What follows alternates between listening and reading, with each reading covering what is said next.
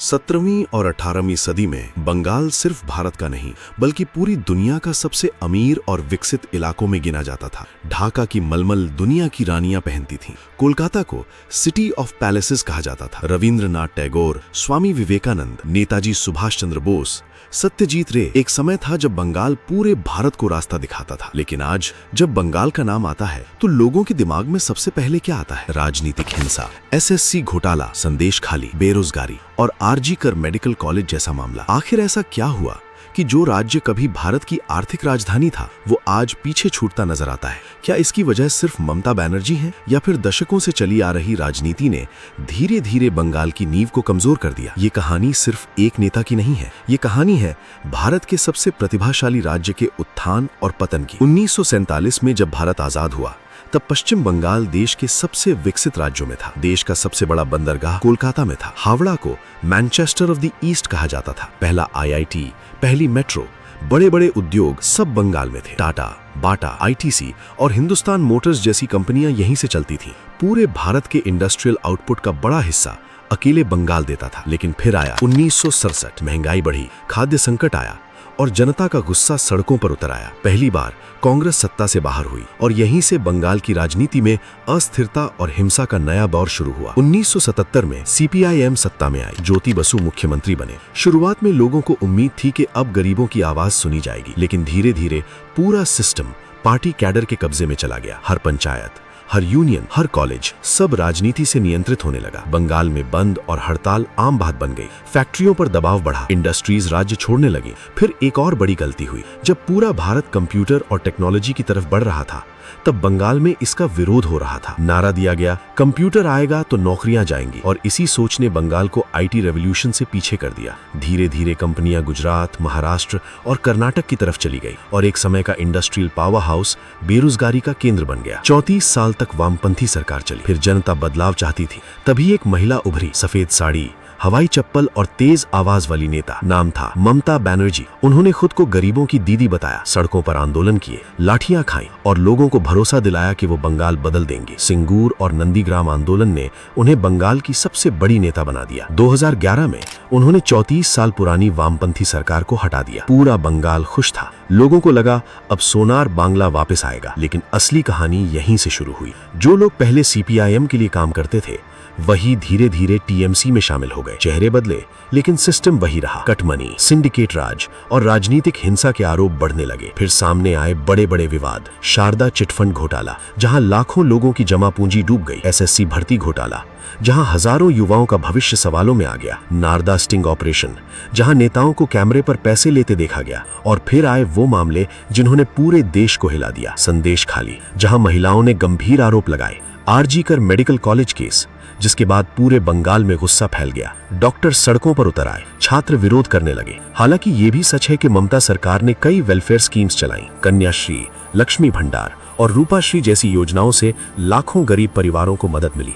महिलाओं के बीच उनकी पकड़ मजबूत हुई। लेकिन सवाल आज भी वही है, क्या सिर्फ योजनाओं से कोई राज्य आगे बढ़ सकता है? अगर युवाओं के पास नौकरी ना हो, अगर इंडस्ट्री ना आए, अगर पढ़े लिखे युवा राज्य छोड़ने लगे तो क्या विकास संभव है? आज भी बंगाल के लाखों युवा नौकरी के लिए दूसरे राज्यों में जाते हैं क्योंकि उन्हें अपने ही राज्य में भविष्य नजर नहीं आता।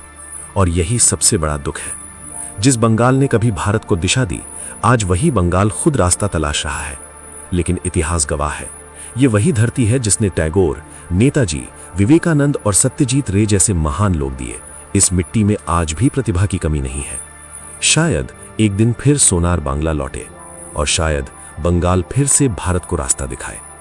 अगर वीडियो पसंद आई तो सब्सक्राइब करना ना भूलें और आप किस देश से देख रहे हैं वीडियो की कमेंट जरूर बताएं। फिर सवाल उठता है, क्या बंगाल का भविष्य अब भी बदला जा सकता है? क्योंकि सच यही है कि आज भी बंगाल के पास वो सब कुछ है जो किसी भी राज्य को दोबारा महान बना सकता है। कोलकाता आज भी भारत के सबसे सांस्कृतिक और एजुकेशनल शहरों में गिना जाता है।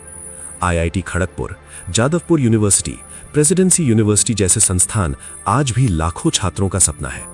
बंगाल के लोग आज भी देश के हर बड़े शहर में बड़ी बड़ी कंपनियों में काम कर रहे हैं। मतलब टैलेंट की कमी कभी नहीं थी। समस्या थी राजनीति, इंडस्ट्री की कमी और लगातार बढ़ता भ्रष्टाचार। लेकिन पिछले कुछ सालों में एक और बदलाव देखने को मिला है। अब बंगाल का युवा खुलकर सवाल पूछने लगा है। पहले जहां राजनीतिक हिंसा के डर से लोग चुप रहते थे, अब सोशल मीडिया और इंटरनेट ने चीजें बदल दी हैं। एसएससी घोटाले के खिलाफ हजारों छात्र सड़कों पर उतरे।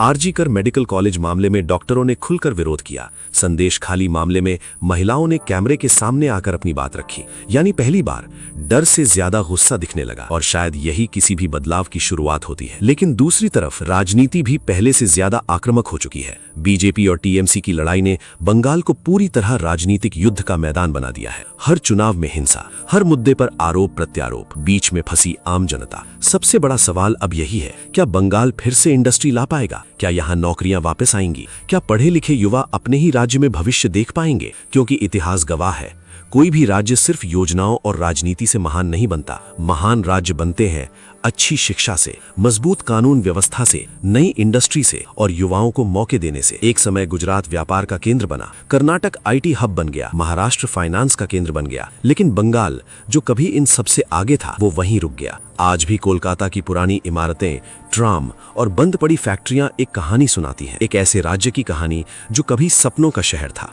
लेकिन इतिहास की सबसे खास बात क्या होती है? इतिहास कभी हमेशा एक जैसा नहीं रहता। जिस बंगाल ने भारत को टैगोर, नेताजी, विवेकानंद और सत्यजीत रे जैसे लोग दिए, वो बंगाल अगर चाहे तो फिर उठ सकता है। शायद धीरे धीरे, शायद मुश्किलों के साथ, लेकिन असंभव नहीं। क्योंकि सोनार बांग्ला सिर्फ एक नारा नहीं था, वो एक सोच थी, एक पहचान थी, और पहचान कभी पूरी तरह खत्म नहीं होती। लेकिन कहानी यहीं खत्म नहीं होती। 2011 के बाद लोगों को लगा था कि बंगाल में राजनीतिक हिंसा कम होगी, लेकिन कई रिपोर्ट्स और घटनाओं में आरोप लगे कि हिंसा का तरीका बदला, खत्म नहीं हुआ। चुनाव आते ही कई इलाकों में तनाव बढ़ने लगा। गांवों में बूथ कब्जाने, विपक्षी कार्यकर्ताओं पर हमले और डर का माहौल जैसी बातें लगातार खबरों में आने लगी। 2021 के विधानसभा चुनाव के बाद भी हिंसा की तस्वीरें पूरे देश में चर्चा का विषय बनी। कई परिवारों ने आरोप लगाया कि उन्हें घर छोड़कर भागना पड़ा। फिर आया भ्रष्टाचार का दौर, जिसने लोगों का भरोसा और कमजोर कर दिया। एसएससी भर्ती घोटाले में हजारों युवाओं ने कहा कि उन्होंने सालों मेहनत की, लेकिन नौकरी किसी और को मिल गई। जब ईडी की रेड में करोड़ों रुपए कैश बरामद हुए तो आम लोग हैरान रह गए, क्योंकि बंगाल का युवा पूछ रहा था कि अगर नौकरी भी पैसों से मिलेगी तो मेहनत करने का फायदा क्या? फिर धीरे धीरे एक और बड़ी समस्या सामने आई, बंगाल से लगातार पलायन। आज लाखों बंगाली युवा नौकरी के लिए बेंगलुरु, पुणे, हैदराबाद, दिल्ली और मुंबई जा रहे हैं। इंजीनियरिंग यहाँ से, नौकरी दूसरे राज्यों में। यानी शिक्षा बंगाल दे रहा है, लेकिन फायदा दूसरे राज्य उठा रहे हैं, और यही किसी भी राज्य के लिए सबसे बड़ा नुकसान होता है। सब्सक्राइब करें और बेल आइकन दबाएं।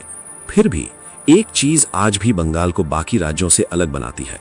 यहाँ का समाज आज भी राजनीति, साहित्य, संगीत, कला और बहस में बहुत सक्रिय है। कोलकाता आज भी भारत के सबसे सांस्कृतिक शहरों में गिना जाता है। दुर्गा पूजा सिर्फ एक त्योहार नहीं, पूरे बंगाल की पहचान है। फुटबॉल, थिएटर, कविता और किताबें, ये सब आज भी बंगाल की आत्मा में बसते हैं। लेकिन सवाल वही है, क्या सिर्फ संस्कृति से राज्य आगे बढ़ सकता है? अगर फैक्ट्रियां बंद हो, अगर निवेश ना आए, अगर युवा बाहर जा रहे हो, तो भविष्य कैसे बदलेगा? यही वजह है कि आज बंगाल दो हिस्सों में बटा हुआ दिखता है। एक तरफ वो लोग हैं जो मानते हैं कि ममता बनर्जी ने गरीबों और महिलाओं के लिए बहुत काम किया है, और दूसरी तरफ वो लोग हैं जो कहते हैं कि राज्य में भ्रष्टाचार और राजनीतिक हिंसा बढ़ी है।